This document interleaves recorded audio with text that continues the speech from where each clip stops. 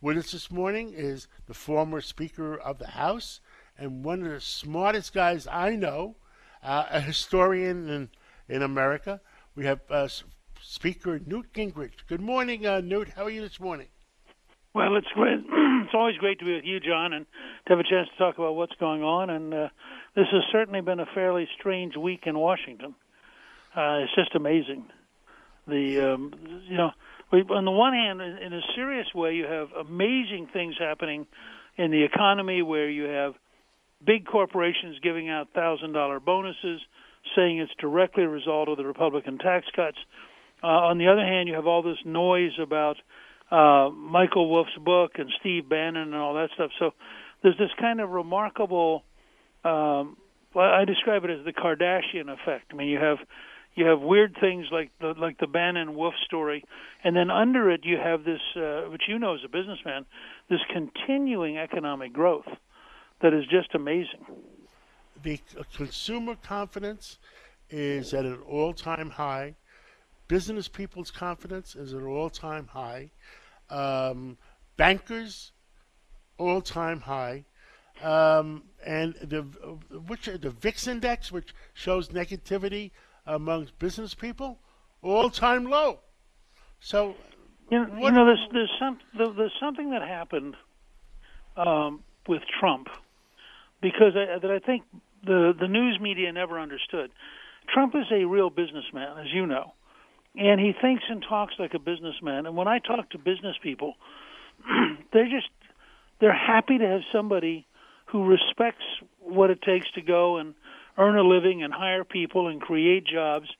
And I think it has given them a real boost of morale, such as you and I have not seen in our lifetime. I mean, this is really a remarkable resurrection of the idea that creating jobs is good, having a business that creates jobs is good.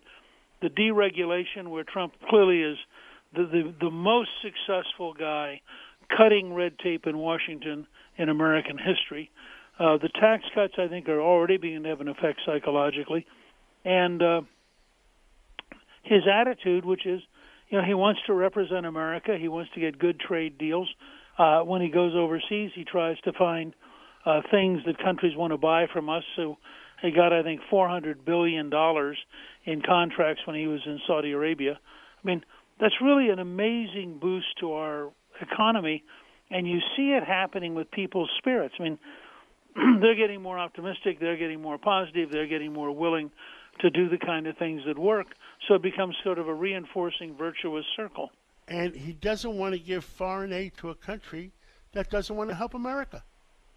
Oh, I know. It has just so thoroughly shocked the elites that we actually are going to protect America and defend America, and that we're actually going to render judgment that, if you kick us in the shin, we're not going to pay you.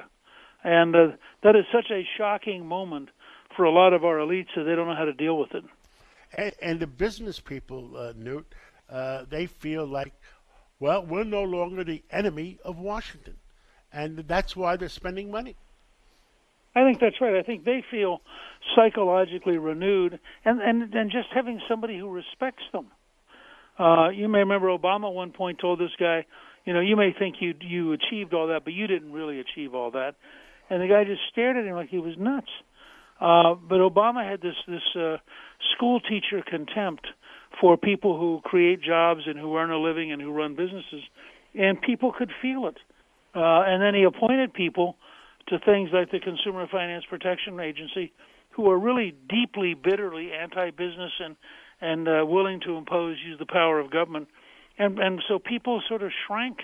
And that's why you had for 8 years the lowest rate of economic growth, I think, of any president in American history. I mean, lower than the 8 years of the Great Depression. And nobody accepted it that way. And all of a sudden, they tried to say that was the new norm. And all of a sudden, Trump has it back up to 3%, 3.5%, 4%, and they say, holy cow, how did that happen?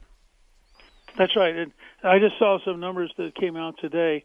I think we had the lowest number of people who were laid off since 1990. So you have job creation underway.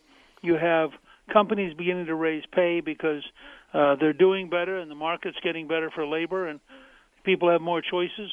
As Trump said the other day, he doesn't just want to have a job for people. He wants them to have a choice of 3 or 4 or 5 or 6 jobs.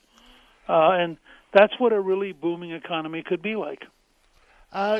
You've been in Italy for the last few weeks, and your wife is the new ambassador to the Vatican. Tell us your experience about that. Well, it was just remarkable. Callista was born and raised as a Catholic in a very small town in Wisconsin, about 1,500 people, called Whitehall.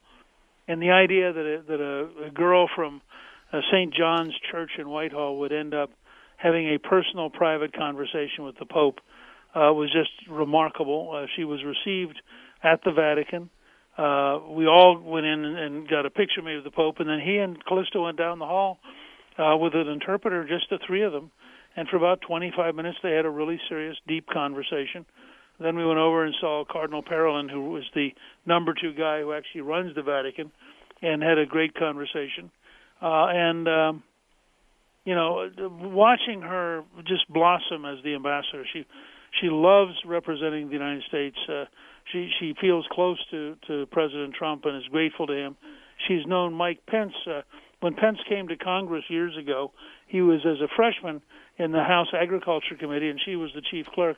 They literally sat next to each other for his freshman term. So she's really had a long, deep personal relationship with Pence. And she feels it's such an honor to represent the United States, and, of course, a particular honor to represent the United States to the Holy See and to the Pope, that she's really deeply immersed in it and doing a great job. And I'm just very proud of her as her husband. The State Department has a term, they call it the trailing spouse. And that's exactly what happened. When she walked in to be accepted and credentialed, I was behind her because she's the ambassador, and so I trailed.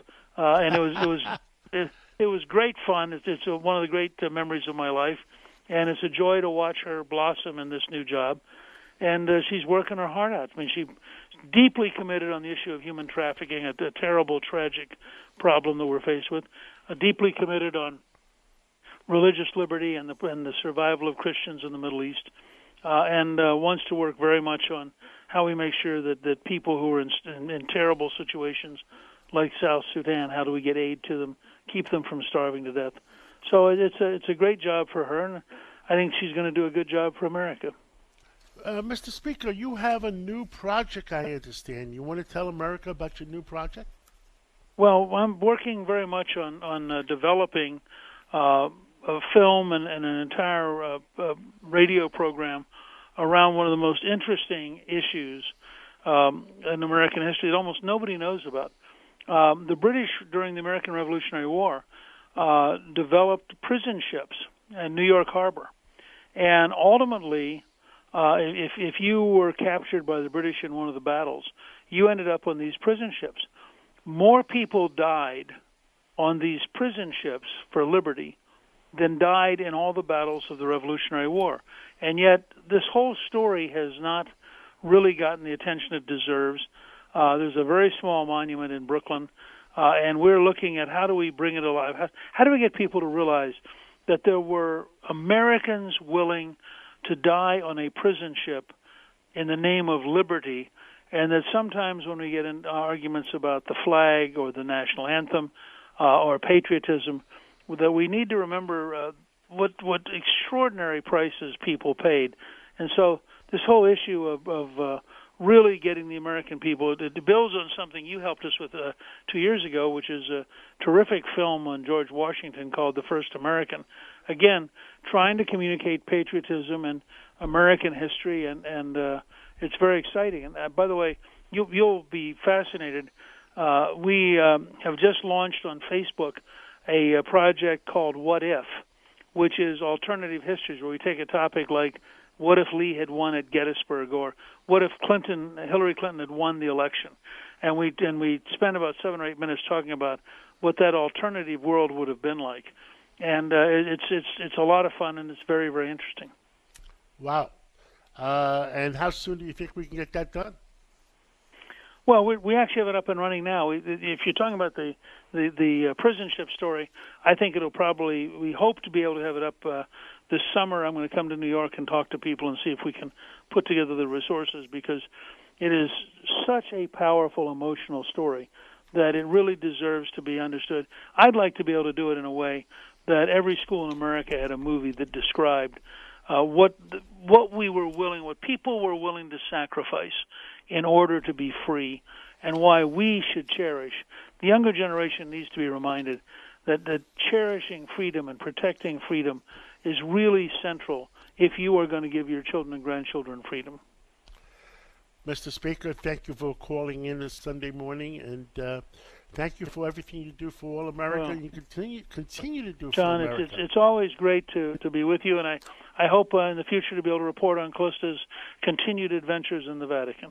I look forward to it, and anytime she'd like to come on and talk to the American people, we'd love to have her. Great. Talk to you soon. Talk to you soon. This is the Cats Roundtable. We'll be right back.